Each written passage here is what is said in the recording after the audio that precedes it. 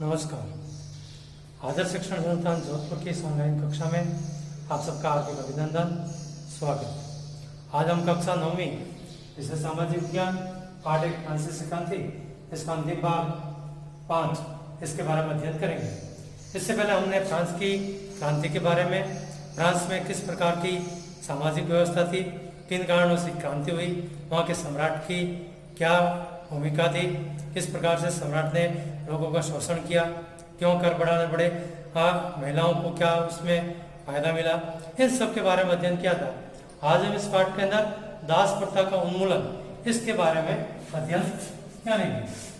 पहला बिंदु, दास प्रथा का उन्मूलन। फ्रांस के अंदर दास प्रथा के उन्मूलन का प्रयास जैकोबिन के शासनकाल के अंदर हुआ था। उससे पहले हम देखें तो जो कैरिबाई उपनिवेश थे, वहां से तंबाकू, नील, चीनी, कॉफी इन चीजों की आपूर्ति करता ये उपनिवेश थे। तंबाकू, नील, चीनी, कॉफी इनकी आपूर्ति करता कैरिबियाई उपनिवेश थे। लेकिन जो यूरोपीय लोग थे उनके अंदर एक तो श्रम के प्रति अनिच्छा थी, दूसरा दूर देश या अपरिचित देश में जाकर काम नहीं करना चाहते थे। तो इसके लिए जो श्रम की आपूर्ति है वह अफ्रीका के दासों के द्वारा पूरी की गई थी। यह श्रम की आपूर्ति 3 देशों के बीच में, त्रिकोणीय व्यापार, अमेरिका, यूरोप और अफ्रीका, इन देशों के बीच में त्रिकोणीय व्यापार के माध्यम से हुई थी। अमेरिका,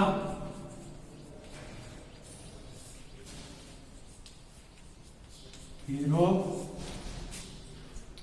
और अफ्रीका,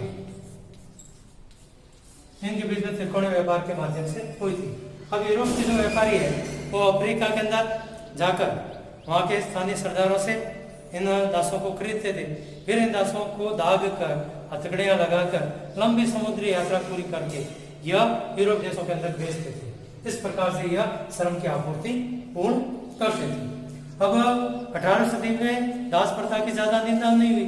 हालांकि नेशनल असेंबली के अंदर लंबी बहस चली और व्यक्ति के मूलभूत अधिकारों की रक्षा करने के लिए फ्रांस के नागरिक ही नहीं बल्कि उसके उपनिवेश में रहने वाले सभी नागरिकों मूलभूत अधिकारों के बारे में बातचीत हुई।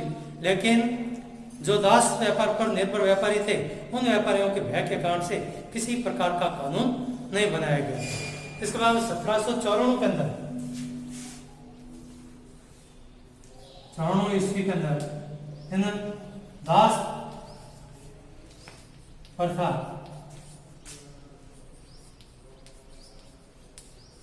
मुक्ति का कानून 1794 के अंदर दास प्रथा मुक्ति का कानून बनाया गया। लेकिन यह भी कुछ समय के लिए बना। बाद में जब नेपोलियन का शासन आया 10 वर्षों के बाद में, तो उसने वापस दास प्रथा को प्रारंभ कर दी और जो दास प्रथा पर निर्भर लोग थे उनकी आर्थिक हितों की सुरक्षा के लिए या भगवान मालिकों के आर्थिक सुरक्षा के लिए जो अफ्रीकी निग्रो लोग थे उन्हें दास बनाने की इजाजत दे दी गई। अब फ्रांस के अंदर अंतिम रूप से जो दास प्रथा का उन्मूलन किया गया वो 1848 ईस्वी।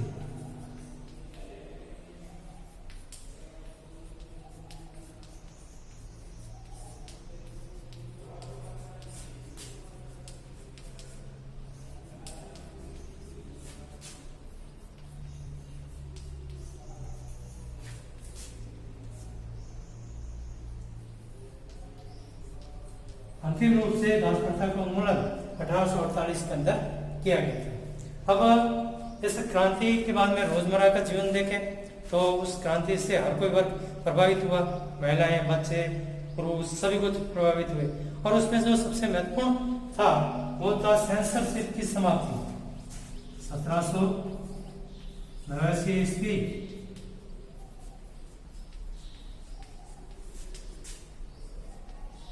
में सेंसरशिप की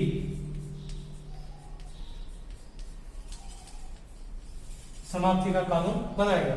अब इस सेंसरशिप की समाप्ति के कानून से पहले देखें तो फ्रांस में राजतंत्र था, और राजतंत्र में किसी भी प्रकार की कोई पाठ लिखना, पुस्तक का लिखना, नाटक है, सांस्कृतिक कार्यक्रम है, उन सबको प्रस्तुत या प्रकाशन करने से पहले राजा के जो सेंसर अधिकारी थे उनकी अनुमति लेनी आवश्यक थी। लेकिन ये कानून बनने के बाद में अब उनकी अनुमति लेनी आवश्यक नहीं रही। तो इसके बाद में बड़ी संख्या में फ्रांस में अखबार, पर्चे, नाटक या मंचित होने लग गए।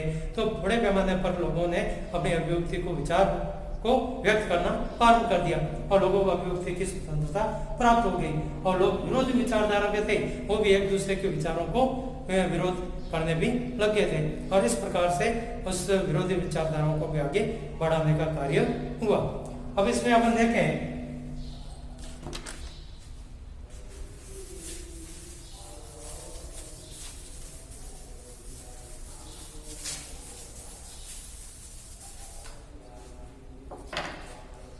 तो इस सब परिवर्तनों का देखें तो काफी परिवर्तन हुए, और उस समय फ्रांस में जो घटनाएं थी उन सब का ब्यौरा अखबारों के अंदर आने लगा, पर्चों के माध्यम से आने लगा, और आम जनताओं को, घटित कर्ताओं की जानकारी इस सेंसरशिप कानून के बाद में प्राप्त होने लगी।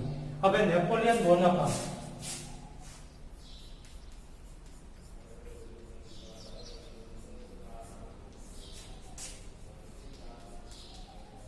बोनापार्ट 1804 में सम्राट बना। सम्राट बनने के बाद में इसने फ्रांस के जो प्राचीन राजवंश थे उन राजवंशों का अंत कर दिया, और उनके स्थान पर अपने ही खानदान के लोगों को गद्दी पर बिठा दिया, और नई राजतंत्र व्यवस्था इसके द्वारा प्रारंभ कर दी गई थी। और इसके द्वारा जो प्रमुख सुधार अपन देखें तो एक तो दशमलव पर आधारित नापतोल की जो प्रणाली है उसको इसने लागू किया। दूसरा, इसने अपने निजी संपत्ति की सुरक्षा के संबंधी जो कानून थे उन कानूनों को बनाया। और इसके अलावा देखिए तो 1815 में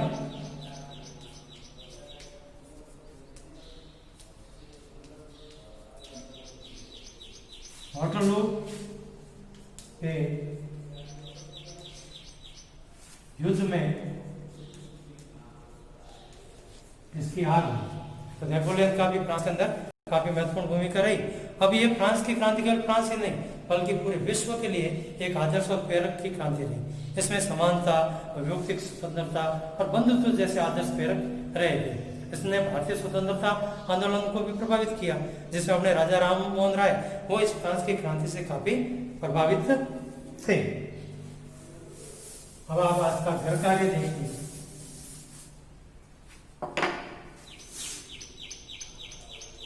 पहला प्रश्न,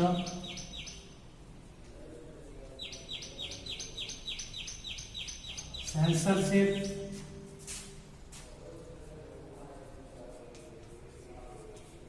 समाप्ति का कानून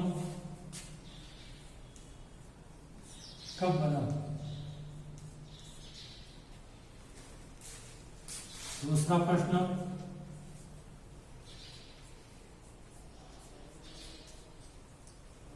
नेपोलियन